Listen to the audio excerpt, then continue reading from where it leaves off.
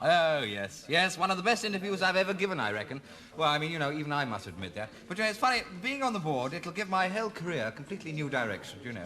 I mean, what with my vast medical knowledge and my administrative abilities, I really think I could turn this hospital into something. A mess. Exactly. Mind you, I'm sorry. Carry on. Yeah, I really didn't think the interview would be such a walkover, you know. There was only one other candidate. Wahring. I mean, really, he's hardly competition, is he? Ah, here they are now. What? Can I buy you a drink? Oh, yes, Well, Great. How'd it go, old boy? very well. Good. I think I have convinced the chairman that I'm the arch-conservative of all time. Good, good. Well, keep it up. Look, we better not be seen talking to you. Why not? Well, the chairman can't stand us. Which makes us, incidentally, very good friends of Bingham's. I see. Do you know anything about Wahring at all? Who? Dr. Wahring. No, not very much. No, he doesn't mix much with us.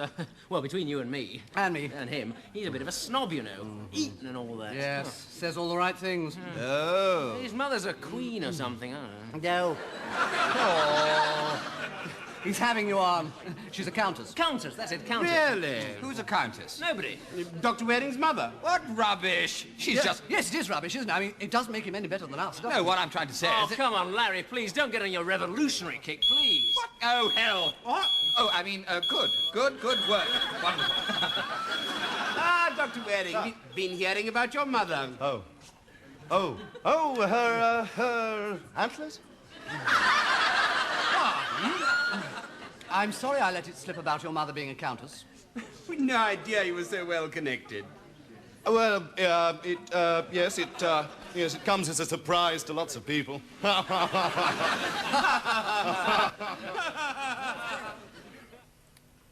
You're not really supposed to smoke in here, you know. It's for me nerves. Yes, I know, but it's not very good for your lungs. Oh, I know. I worry something dreadful about my lungs. That makes me nervous, and that's why I smoke. How's me foot? Well, it's just a slight sprain. I'll bandage it up and you'll be fine. Oh, good. You see, I was just coming out of Oxford Circus Underground, and I thought, now I'll get myself a nice coat in real imitation leather. You see, my husband's a policeman, and they don't get much money. Anyway, I just stepped off the pavement and bang went me ankle. What, you did this in Oxford Circus? Yes. But that's miles away. Oh, I came on the tube. You see, my son's a doctor here. Oh, I see. Right, now, Mrs. Wahring,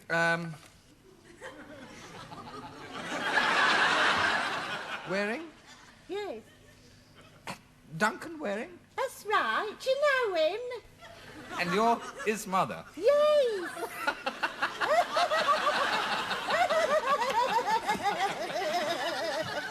Do I understand your mother's also interested in hospital charities? Yes, very much indeed, yes.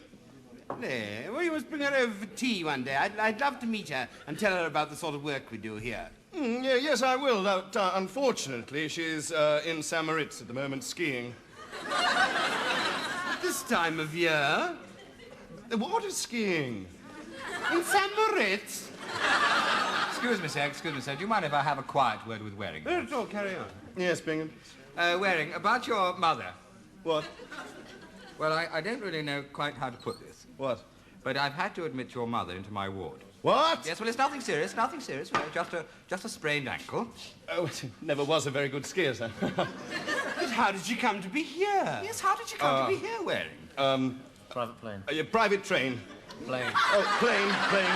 A private plane. Yes, she also bumped her head, most probably on her private propellers. So, we can't be too careful, so I've admitted her. Oh, well, excuse me, I better go and see her. No, Wahring, I've just had a lovely idea. Don't you think it would be nice if you took the chairman along to meet your mother? I mean, it's not often we have a countess admitted to our general wards, is it, sir? Indeed, no. I'd love to. Ah. Hello, Mum? Mum? Here. Duncan! Hello! Oh, look at you. You look like a painter. Well, give us a kiss, then. Well, go on, then. It's me, Mother. So, how's your ankle? Oh, fancy that happening to me. Yeah, near St Swithin's too, eh? Oh, no, it happened at Oxford Circus. I dragged myself here on the tube just so as I could be in your hospital. Oh. Well, let's have a look at it then. Oh, there's nothing to see, but Dr. Bigham thought I ought to stay here because of my head injuries. But you haven't got any, Mum. Oh, but there might be brain damage. No, I was just talking to the doctor and he said you're fine. Oh, good. That's nice, isn't it? All's well that ends well. Oh, it is nice to see you. And you, Mum. So, if you're all right, why don't you discharge yourself and go home, eh? I'll get you back. Oh, no, not till 3 o'clock. Oh, no, you don't have to stay, Mum. No, that Dr. Bigham wants me to meet a distinguished person. Ah, well, that was another point, you see. Well, this distinguished person has been called away urgently, so, I mean, there's really no need for you to stay. Oh, no, I ought to wait and say goodbye to Dr. Bigham. He was ever so jolly. Hello, Mrs. Wahring. Oh, Mum, you remember Paul? Yes. Duncan. Well? She won't leave. No, don't worry, Dick's had a better idea. Oh, it's amazing how he works overtime where money's concerned. Well, he's going to try and persuade somebody to sit in for your mother for 5 minutes. What? You know, some pucker type. You can introduce her to the chairman as your mother, and she'll chat about hospital donations, etc. And Bob's your uncle. I don't care who my uncle is, but he's going to play me Mum. I've no idea. But don't worry. What about Bingham, though? All taken care of. 5 minutes before he comes in here with the chairman, Bingham will get a phone call from Mavis telling him that Loftus has specially asked for him to whip out a kidney. See you in the anteroom at 1:45. Okay. You know, I don't like that Paul Collier. He'd sell his own mother if the price was right. Hey, who'd you get? Well, it's a bit I'm waiting, Dr. Wahring. Yes, in here, sir. yes. In Oh, here, well, sir. you'd better lead the way. Oh, fine. What? Anything wrong?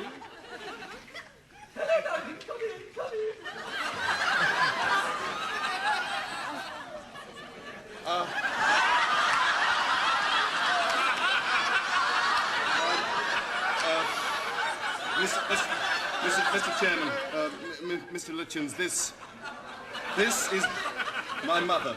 awfully nice to meet you. 2 minutes to go, Duncan. Yes, ma'am. Well, sorry I didn't have much time to chat, but I'll tell you what, I'll come over the weekend, yeah? Oh, will you? Oh, that'll be lovely. Oh, it's been nice seeing you again. I'll see you two later. Oh, hang on, I forgot my handbag. Gee. It's a patient waiting for an operation. Yeah, a sex operation. Bye. Well, bye, Mum. Bye-bye, dear. I suppose with you being a doctor, you have to cope with all sorts. Yes, Mum. Ta-da.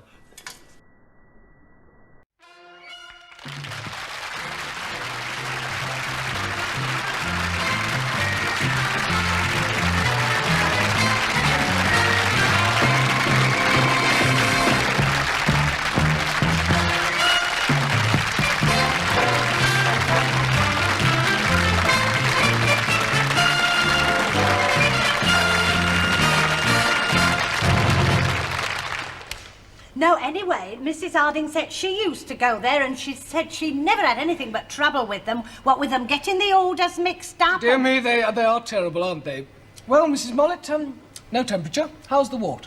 And they're rude with it. Oh, the wart.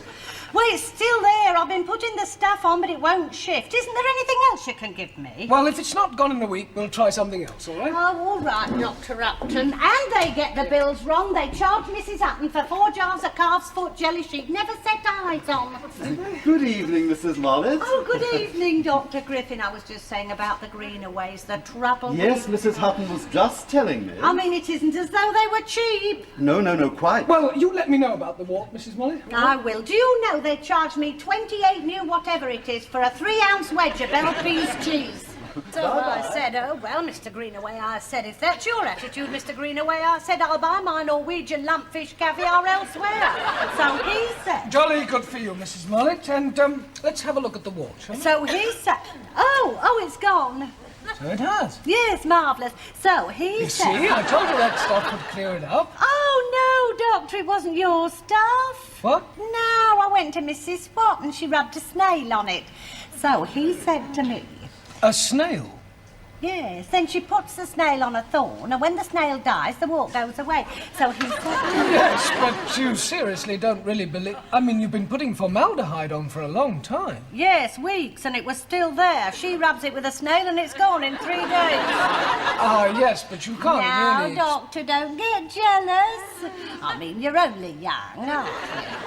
She's been a witch for years. Good morning, dear. Morning, Mrs. Mollet. Come and sit down. What is it this time? Well, I keep getting these dizzy spells. Ah, in the mornings? Oh, I know what you're thinking. But I'm not expecting. Love's young dream fades a bit after your 7th. But it's nice to be young and in love, isn't it? Is it? Well, there's nothing here that helps, so just take your blood pressure. I'll just put this on your arm. There we are. Now, this won't hurt, it's just... Oh, I'm sorry, I didn't realise you'd already started. Oh, that's all right.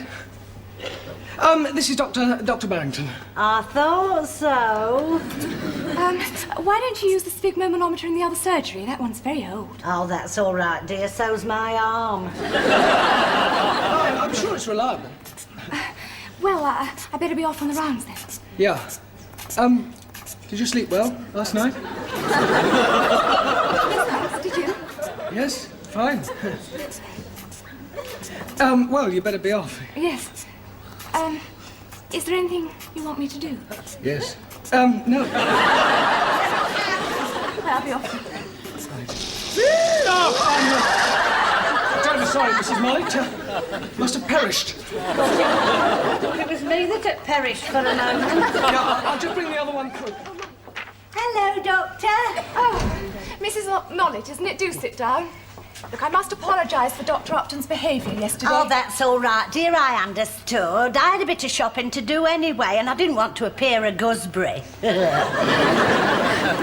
And it's nice to see young people like that.